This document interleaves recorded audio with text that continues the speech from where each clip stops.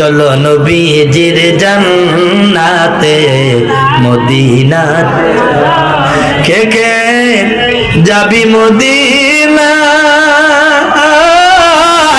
মদিনাতে কান্দেন গো নবী উম্মতের মায়া আল্লাহু আকবার হায় হায় কে কে যাবি মদিনা মদিনাতে কান্দেন গো নবী উম্মতের মা দিনের রজনী কান্দেন তিনি আল্লাহর কাছে বিপদে পড়লে কয় জিনিসের মাধ্যমে সাহায্য চাইবে দুই জিনিস সবাই কোন কয় জিনিস কথা কয় না রে কয় জিনিস এই আওয়াজটা দিয়েন আওয়াজটা ড্যাম দিয়েন না কোথায় আওয়াজ দিয়েন না দুই জিনিসের মাধ্যমে সাহায্য চাও এক নম্বরে ধৈর্য দ্বিতীয় নম্বর হলো সালাত মানে নামাজ আমার ভাইয়েরা আমাদের দেশে দেখবেন আমার আল্লাহ কোরআনের আয়াতের তাফসীর করে দেখলাম গুগল খুলে দেখলাম আল্লাহ নামাজের কথাটা পরে বলল আমার আল্লাহ ধৈর্যের কথাটা আগে বলল তার কারণ কি বন্ধুরে কারণ খুঁজে দেখলাম তাফসীরগুলো খুলে দেখলাম নামাজের কথাটা আল্লাহ পরে বললেন ধৈর্যের কথাটা আগে বলছেন কারণ সব নবীরা ধৈর্যের পরীক্ষা দিয়েছেন যেরকম সুবহানাল্লাহ এই জন্য আমার রব আমার আল্লাহ আয়াতের শেষে বললেন ইন্নাল্লাহা মা'আস সাবিরিন নিশ্চয়ই আমি আল্লাহ ধৈর্যকারীর সাথে আছি নামাজীর সাথে কয় নাই হাদিস সাহেবের সাথে কয় নাই জিকিরওয়ালার সাথে কয় নাই পাঞ্জাবি টুপিওয়ালার সাথে কয় নাই আল্লাহ কইছে আমি ধৈর্যশীলের সাথে আছি আমার ভাইয়েরা বাংলাদেশে অনেক মানুষ আছে দাড়ি জুব্বা পাগড়ি নামাজ পড়ে তাসবিহ জপে কিন্তু সুদ খায় ঘুষ খায় এরকম নামাজি বাংলাদেশে আছে কি নাই অভাব নাই বন্ধু এই জন্য আমার আল্লাহ নামাজের কথাটা পরে বলছে ধৈর্যের কথা আগে বলছে আবার অনেক লোক দেখবে নামাজ পড়ে দাঁড়িয়ে জুব্বা পাগড়ি আছে কিন্তু ভিতরে হিংসা ভিতরে কি অহংকার আমার ভাইরা আমার বন্ধুরা অহংকারের কোন ইবাদত আল্লাহর দরবারে কবুল হবে না জোরে কোন ঠিক কিনা এই যুবক ভাই শুনেন আবার অনেক লোক আছে নামাজ পড়ে রোজা রাখে কিন্তু বাপমার খবর নেয় না এরকম নামাজি বাংলাদেশ আছে কি নাই এই জন্য বাবা হইয়ারে মন সরল সারিয়া দিলের গরল নামাজ রোজা বান্দা কররে থাকিলে কুসুরি পাবি না তুই মজুরি থাকিলে কুসুরি পাবি না তুই মজুরি অয়ল দুজখ হবে তার বাড়ি হইয়ারে মন সরল সারিয়া দিলের গরল নামাজ রোজা বান্দা কররে আল্লাহু আকবার কর যে লোকটা সরল এই লোকটার দাম আল্লাহর কাছে বেশি যার ভিতরে গরল যার ভিতরে অহংকার তাকাব্বুরি আছে তার এক পয়সার মূল্য ওরে পরের হক নষ্ট করলে এতিমকে ধাক্কা দিলে কি লাভ হবে তোমার নামাজে বোলাওয়ান পরের হক নষ্ট করলে এতিমকে ধাক্কা দিলে কি লাভ হবে তোমার নামাজে গরিব দুঃখীর অনটনে দুঃখিত না হইলে মনে এমন নামাজ তোমার বিফলে হইয়ারে মন সরল সারিয়া দিলের গরল নামাজ রোজা বান্দা করো সুবহানাল্লাহ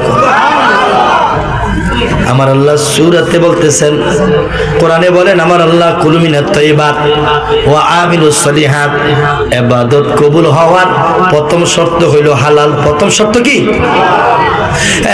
এবং শুনেন এই জন্য আমার আল্লাহ ধৈর্যের কথা আগে বলছে ইব্রাহিম নবীর আগুনে ফেলাইছে 40 দিন আগুনে ছিল হায় হায় ইব্রাহিম নবীর একটা পশম জ্বালাইতে পারে নাই সুবহানাল্লাহ কোন ইউসুফেরা 10 ভাই দইরা ইউসুফ নবীরে কুয়ার মধ্যে ফেলাই দিছে ইউসুফ নবীরে মারতে পারে না, ইউসুফ নবীরে বাঁচাইছে কে? ইউনূস নবী মাছের পেটে ছিল 40 দিন। কইছে মাছ খবরদার, ইউনূস নবী তোর পেটে হজম করিস না। 40 দিন পরে ইউনূস নবীরে আল্লাহ আবার দুনিয়াতে পাঠাইছে। জোরে জোরে কোন সুবহানাল্লাহ।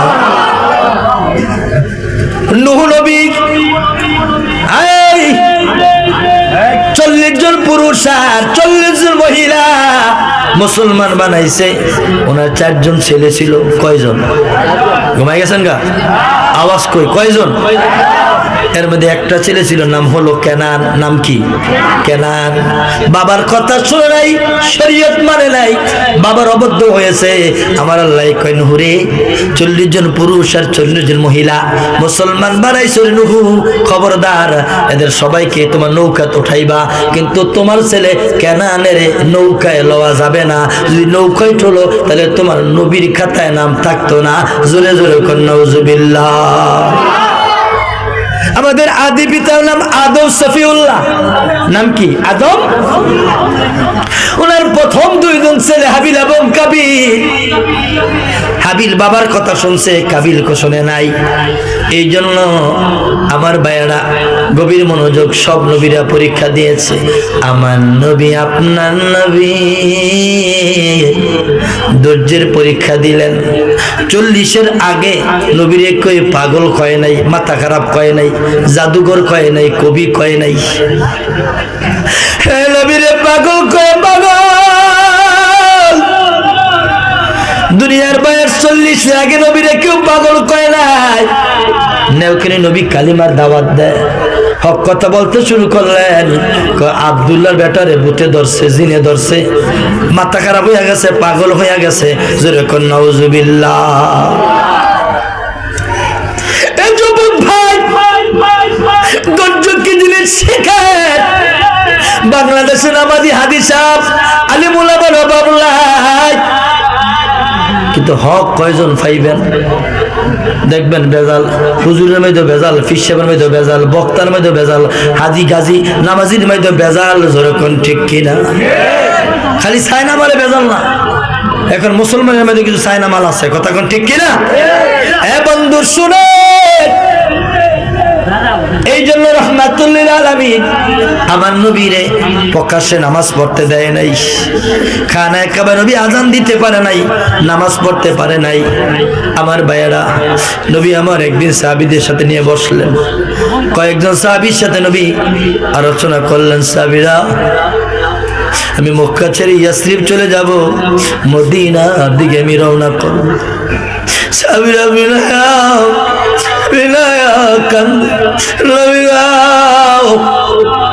আপনি মক্কা থেকে ইয়াসরিব যাবেন, মদিনায় যাবেন।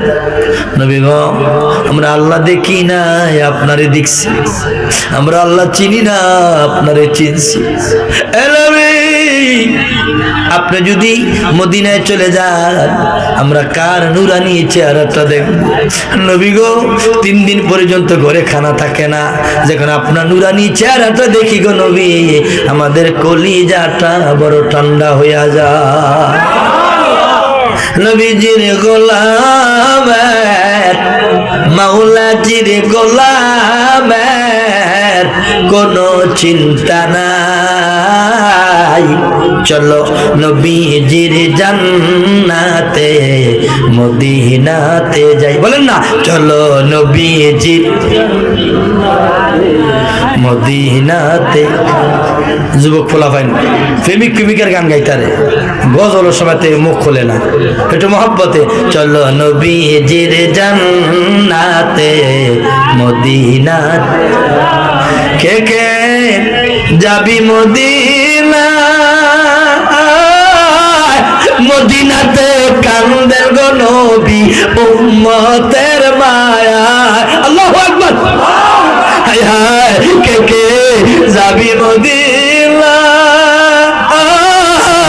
মদিনাতে কান্দের গো নবী উম্মতের মা।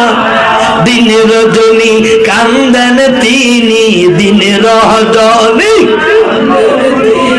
শুয়া রওয়া যায়। যায় চলো নবীজির জান্নাতে মদিনাতে যায় চলো নবীজির জান্নাতে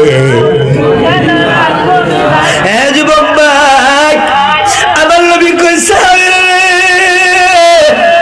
এ সাহাবীরা শোনো মন খারাপ করো না কান্দো না সাহাবীরা আমি আজিমের জন্য ইয়াসরিব যাই না মদিনায় যাই না খুব তাড়াতাড়ি তোমাদের সাথে আবার আমার মক্কা শরীফে দেখা হয়ে যাবে আমার ভাইরা কিছু সাহাবীরা কই নবী গো আপনি কি কাফেরের ভয়ে বেঈমানের ভয়ে আপনি মক্কা ছেড়ে যাচ্ছেন আমার নবী কয় সাহাবীরা কোন নবীরা আল্লাহকে ছাড়া কাউকে ডরায় না